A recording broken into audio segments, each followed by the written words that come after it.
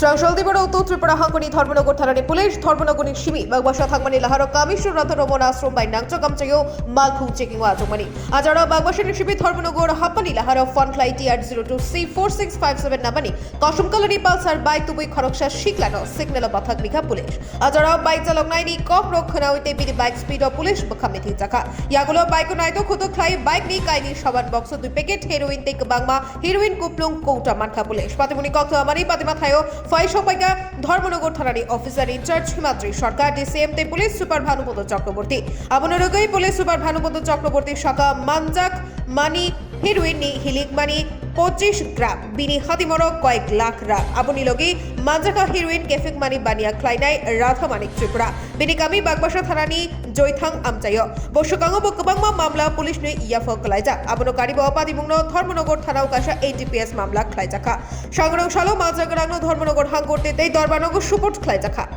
Bureau report North East Tripura microphone আনছি না রাধামানি জয়তাং বাড়ি রাধামালি আলাম যার বাড়ি জৈতান তাকে ধরা হয়েছে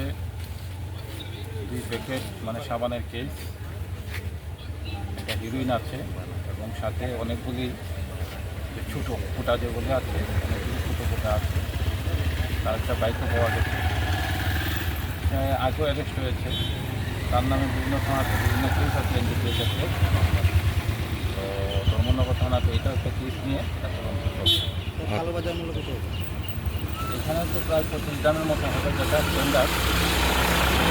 এখানে 1 কেজির দাম হলো প্রায় 10 কোটি টাকার মতো।